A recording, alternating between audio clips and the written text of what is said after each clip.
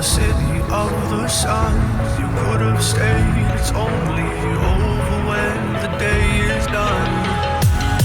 I never knew you was a runner, yeah. I mistook you for a son. It don't matter what we think when it's all over. 'Cause this is our last chance to leave it all behind. Raise your voice and raise your power, yeah. This is our last chance to leave it all behind. Raise your voice and raise your power, yeah.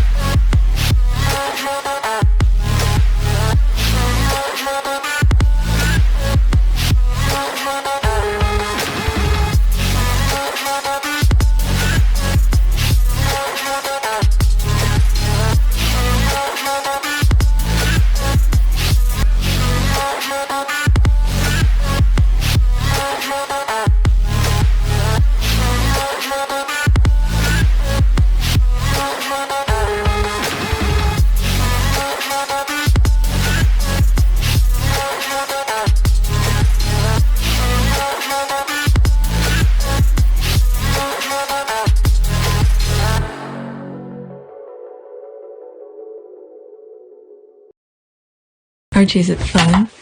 Fun. Fun. After me. Ready? Happy? Happy. New? New? New.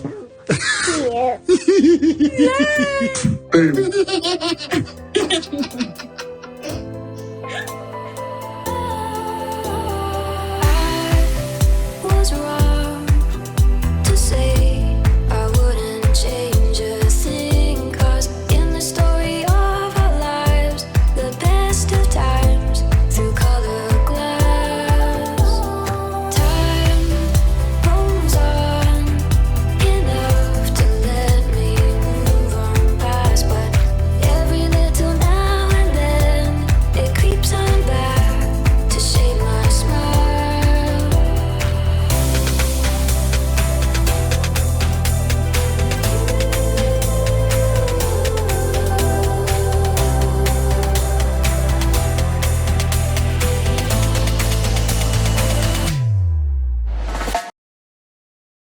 Today is January 9th, 2026. It is 2:44 a.m. So I just finished edit whatever I recorded yesterday. But there have been a lot of things going on X. I didn't have a chance to either share on my community board or even create the list. I sort of created the list a few moments ago. So I might have several parts to this recording. Let's go straight on Twitter. This is the first one. I didn't listen to this. It's 14 minutes and 34 seconds. So that might be a video by itself. It's long. So I will probably stop in between. Whatever that comes to mind, I might share with you my thought. And there will be a screenshot because I cannot play the video without interrupted. Otherwise, I will get blocked. Okay? You will not be able to see the video. YouTube will stop it. All right? So let's get started. Prince Harry and Meghan made a special appearance during Gayle King's and conversation with Jonathan Haidt and Catherine Price, celebrating the release of their new book, The Amazing Generation. All right, so let's listen. We have two special guests that are joining us now. I am very pleased to welcome Prince Harry and Meghan. They are my favorite Duke and Duchess of Sussex. They are my favorites, who have worked extensively over the years on mental health, specifically around online dangers and the vulnerability both adults and children can feel in the digital space. So several years ago, they created the Parents Network. These two are always doing things to help others. It's a global network of families that have lost children who engaged in online content. Their mission is this: to find solutions to keep all the children safe, including yours. Guys, thank you so much for joining us. We really, really appreciate you taking the time, because I'm thinking we're all trying to figure this out and it seems so hard. Meghan and Harry, welcome to you all. Hi. Hi, nice to see Hi, you. hi. Gayle. Nice Hi, to Catherine. see Nice to you. meet you. Jonathan, good to see you again. Buddy. you again. Nice to meet you. Very, very Yeah. nice to see you all. Thank you for having. I mean, it's such an incredible way to start the year too, because I think so many people are thinking about what their priorities are for the year, especially as we think about our children or your grandchildren, Yes. Gayle, as you said, and to just really reframe it, and also how that fits into our collective mental well-being. So we definitely have questions, and Jonathan, you're always a wealth of knowledge, so we're thrilled to be able to be here. That her saying, Jonathan, with the wealth of knowledge, that's giving credit to the guy, because a lot of the Avengers always bring the part where, like, what does Harry, like Harry doesn't know anything. But the thing is that Harry always bring people who have the knowledge of things. This is what I've been saying about the leftovers, especially with baby brain kind of thing. I've said it so many times. Yes, she has the idea, but there are tons of people who are freaking spend their free times, psychologists who enjoy doing research, or not even enjoy, because they're so passionate about their work. They will spend countless of time trying to look for solution of things. So these are the people she should bring, on her platform to elevate those people and have the solution of whatever goal she has for baby brain type of things. Okay, right from the beginning, there's Meghan who said, Jonathan, with the wealth of knowledge. All right, so that's giving credibility to the guy. All right, let me move it back slightly so you hear it again. Are thinking about what their priorities are for the year, especially as we think about our children or your grandchildren, Gayle, as you said, and to just really reframe it, and also how that fits into our collective mental well-being. So we definitely have questions, and Jonathan, you're always a wealth of knowledge, so we're thrilled to be able to be here. Harry, you want to go first? Yeah, I've got a couple of questions.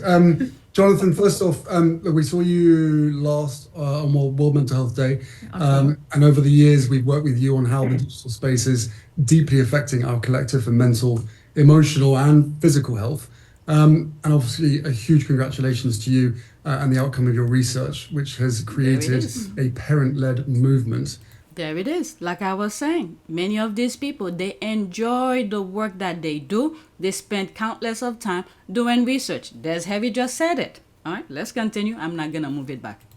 Which is astonishing and much needed. And that we're proud to be a part of. Yeah, hugely. Yes. And your insights have been incredibly valuable over the years for our work with parents who've lost their children to online harms, and working towards solutions to keep all children safe. So I guess my question is, can you speak to how the phone-based childhood, as you call it, affects kids' emotional development, and what families can do to support healthier patterns? Yeah, sure. So let's break it down between the indirect harms of just living your life on the line, and then the very direct harms, which is what tends to be the cause of suicide and other forms of the worst outcomes. Kids, as we were saying earlier, kids need to play. All mammals play, and once they get the device, it's going to push out everything else. They're going to have less sleep. They're going to stop reading books. They're going to stop spending so much time with other kids. They're not going to get as much sunshine, not as much exercise.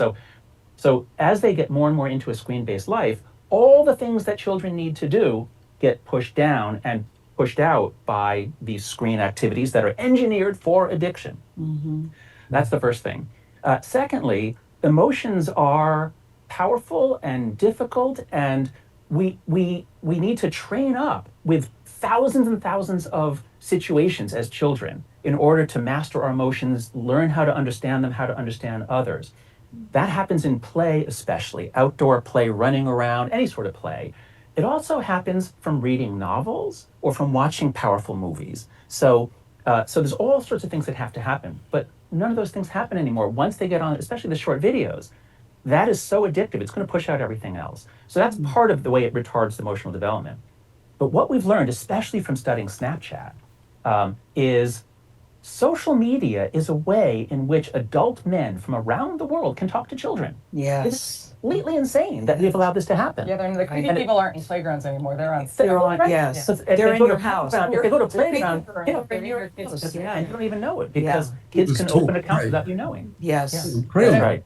I'd also add that AI is making this so much worse. And I know that, first of all, thank you all for the work that you're doing in this area. But for anyone listening and watching, please watch out for things like character AI and replica, where kids are having relationships with chatbots.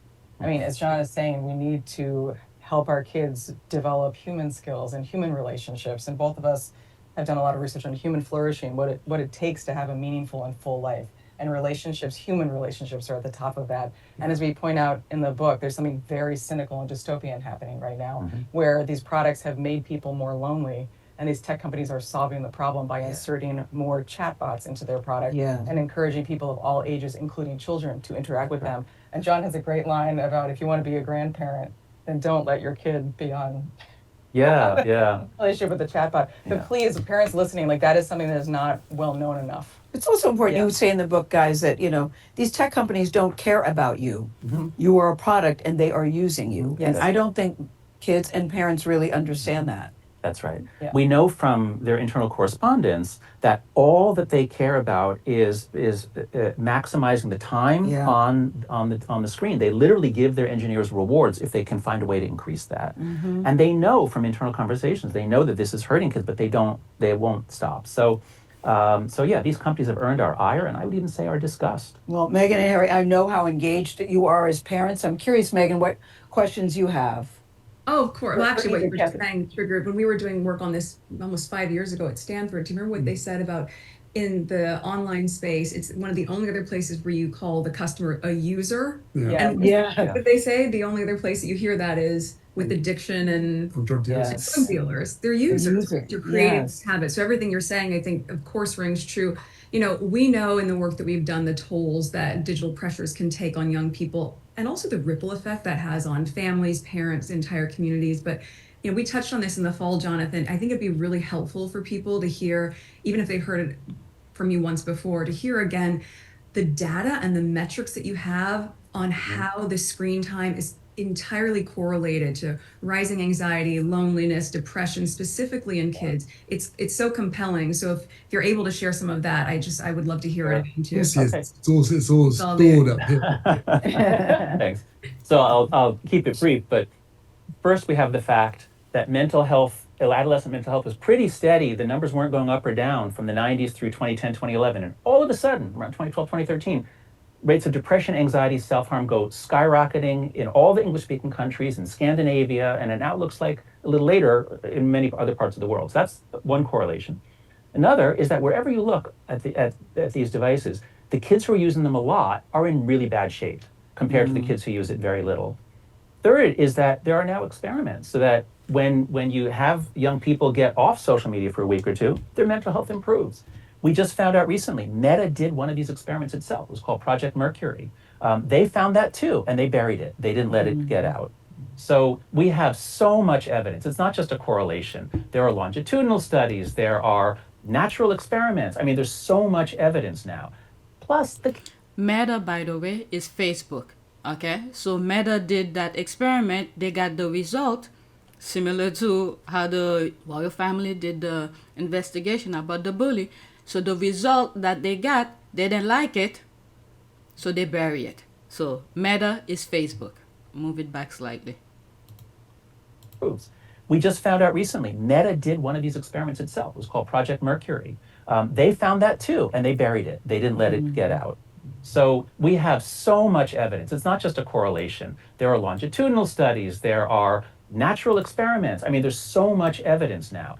Plus, the kids themselves say it. When we survey young people, is Gen Z grateful? Oh, Snapchat really helped me feel connected. I'm so grateful. That's what I think is the most compelling, that the kids themselves are saying. But, when you're in it yourself, it doesn't matter what anybody says to you. You know what I mean? Yeah. These kids who say they now regret it, but when they were in it, they didn't want to hear it. Well, so how do you break through with that? But see, the thing is, maybe for the very young kids who are just getting on, they're excited. Yeah. But once they get to, 8th, 9th, 10th grade, they've seen they've seen the cruelty. Yes. They've been approached by strange men. They've seen the terrible things it does. So that's what they're saying. We have a lot of quotes from teenagers. They see what it's doing, but they can't quit because then they'll be alone. And so it's sort of like with drugs. Like I know, drug addicts usually say, well, I'd like to quit, but I can't. Yeah. And that's what the kids say. So we have to free them from that. We have to do it collectively at the same time. Then it's easy. And we're bringing kids in collectively. So I think that there's an assumption that younger kids desperately want these things for the sake of having them, but they don't. They just want to have friends and they want to have fun and they want more independence from their parents.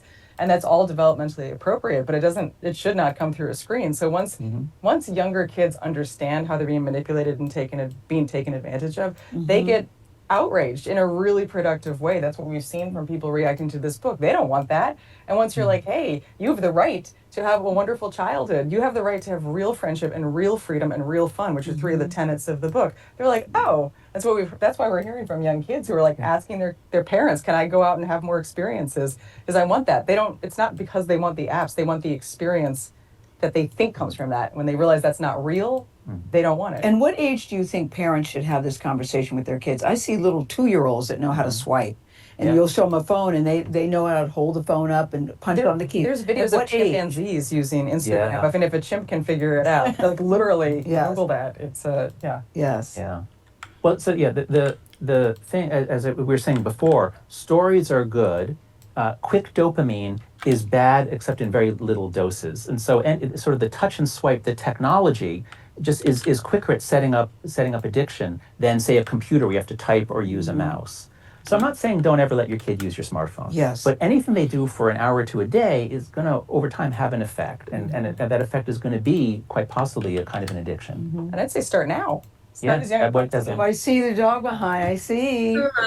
She's been sitting next to us, just chewing a stick. I mean, He's playing. That's He's playing. That's a big one for. What concerns you most, guys, as we sit here today before we let you go? If you have any more questions for them, what concerns you most? Thank you, Gayle. I mean, I think part of it, less about concerns, because what I love about what this book does is it's about really the solutions. Yes. And Jonathan, you had spoken about that. And it stuck with me because even when we were on Mental Health Day in October, you were saying you cannot replace the feeling of a deep guttural belly laugh. An emoji of laughter is not the same physiological response that we need, that our kids need. And what I love is that the more that we encourage our children to do this, we mimic those same behaviors. We also start to play.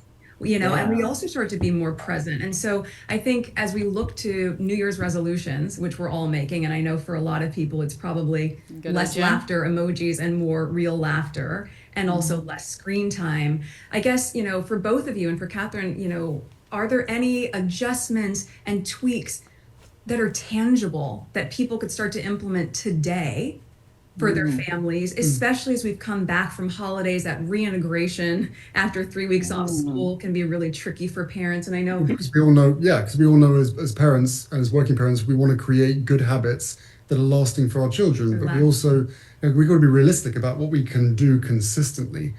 So I guess, Can you good question? Good question. Yeah, can you share some ideas with Catherine, who's on this call, who's listening, on any small changes that can have a big impact? Yeah, so I also wrote a whole book about fun, which is one of the reasons we first connected. So fun is very important. As you're saying, playfulness and having fun is actually essential for the happiness and health of adults, not just children. I like what Meghan said too, though, about a great belly laugh. Oh yeah, there's nothing more. Yes, there's nothing. It's such a great feeling. Like I was just about to pause for a second when she said something about belly laugh or having fun or something like that. And I'm like, Harry and Meghan always have it. When they go out doing engagement, you see the silliness between both of them. Okay, when it's time to be serious, they are serious. But when they get a chance to be silly, they get silly. Let me move it back. Hopefully it's where she said it. Can you good question? Very good question. Yeah, can you share some ideas with Catherine, who's on this call, who's listening, on any small changes that can have a big impact? Yeah, so I also wrote a whole book about fun, which is one of the reasons we first connected. So, like, fun is very important, as you're saying. Playfulness and having fun is actually essential for the happiness and health of adults, not just children. I like what Meghan said too, though, about a great belly laugh. Oh yeah, There's nothing more. Yes, There's nothing. Oxytocin. It's such a great feeling. It relieves hormones in the body that are good for us. It reduces stress and increases social connection, and those are known to. I mean, I can get all dorky about it. Makes you happy. Yes. But I think that, practically speaking, two things I would say that parents can use for themselves and their kids. One, we need to reconnect with things that bring us joy and the people and the activities and the settings that result in those belly laughs, or the feeling of being in flow and total engagement, no distractions, time flies, you're just so actively engaged in what you're doing. So as adults, we can ask ourselves what used to bring us into that state. We can actually call out what are the people and I think of it as fun magnets, like the people and the activities and the settings that result in that feeling, and then carve out time for that in our schedule.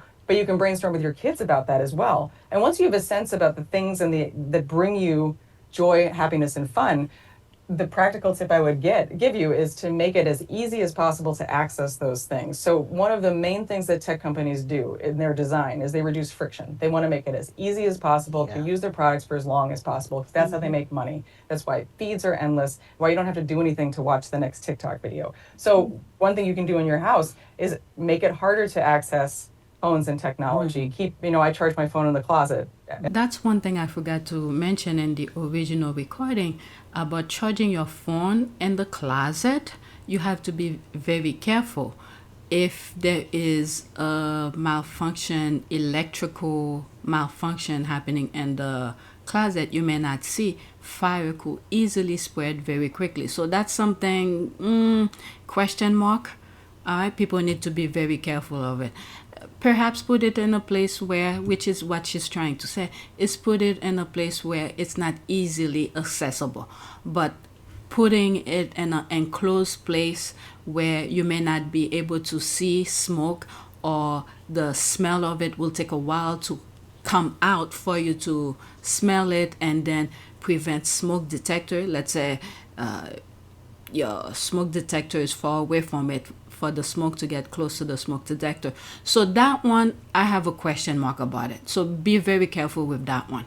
All right, so let's get back to the original recording. At night, put the computer should be in a public space, but off by default. But then make sure that you create replacements, both for yourself and your kids. So if you say you want to read more, or you want to play your instrument more, or your kid wants to do this that brings fun to them, leave the guitar out of its case. Put a book on your bedside table where the phone used to be. There's ways you can make adjustments to your physical environment to make it easier to do the things that bring you joy and fun and belly laughs, and harder to get sucked into this endless scrolling. So that's a very practical thing. But it can start with a conversation on a family level. It's kind of fun, actually, to have your kids ask you, like, what do you do for fun? What did you used to do for fun when you were a kid? What did you used to do for fun? A lot of adults have lost touch with that. Yeah. And then brainstorm together, like, how can you support everyone in the family having fun both together, but also, as we were talking about, on your own? How can you support your kids' hobbies, and help? I used to roller skate, Catherine. Thank you for asking. I would love to do roller skates. I used to love roller skating. They'll start roller skating again. You still do. New Year's resolution. You can wear that sweater.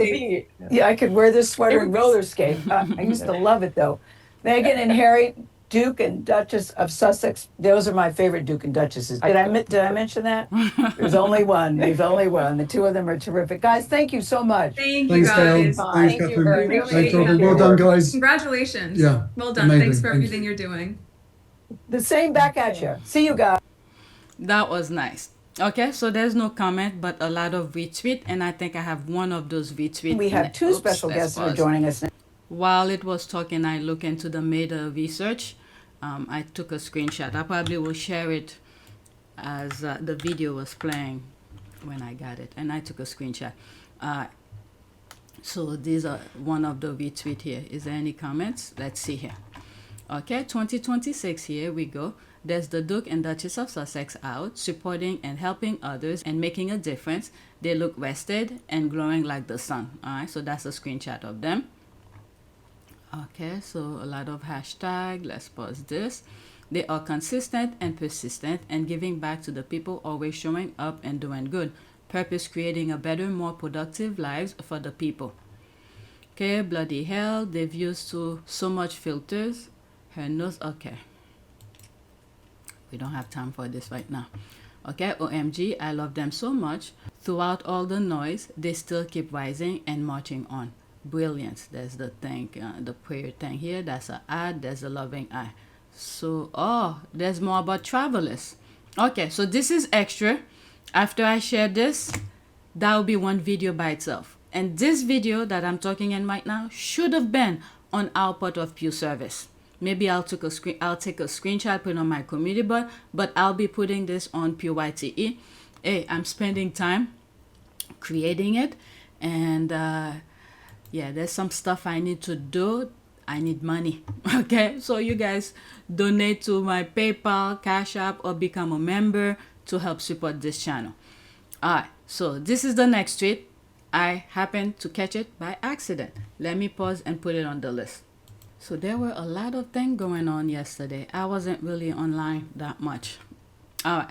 Oh, I was thinking, oh, I didn't post that much on my community, but usually, even though I'm not online that much, but occasionally I hop on my phone, see what's going on, whatever I see, and I'll post it on my community, but I didn't do any of that. However, when I came from the gym, I posted a long rant on my community board. My craving. I was hungry. Anyway, maybe on the next video I'll go over. Maybe not. I don't know.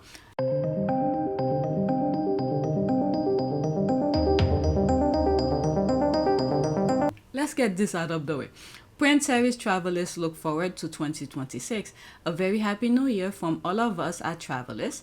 As we look forward to 2026, we're excited for the year ahead together as a coalition and as an industry. So let's listen. If there's music, I'm gonna have to change it.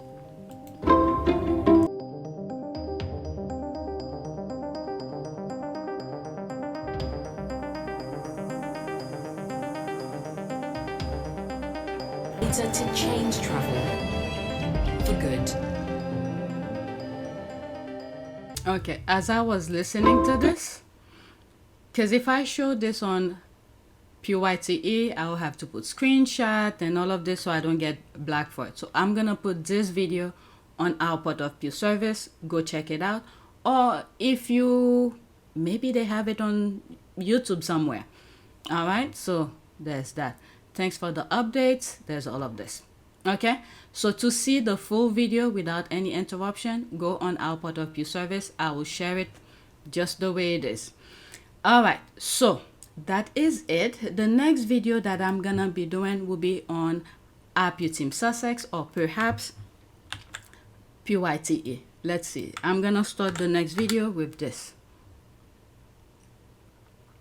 All right, so there's that. This clown also delusional, OMG. All right, so that will be on the next video on OPPS Team Sussex. So please take a moment. Oh, let me change channel. Please take a moment to subscribe, like, and share. If you want to support this channel, there's a PayPal link and a Cash App link in the description. You could donate. Those who have donated, thank you. And check our part of Pew service. There's a video that I'll be putting without any interruption regarding Travalyst. All right, so go check it out. That's my other channel that has to do with Harry and Meghan's work, which I have not posted that much over there. So that video, I'm going to put it over there. Thank you for watching.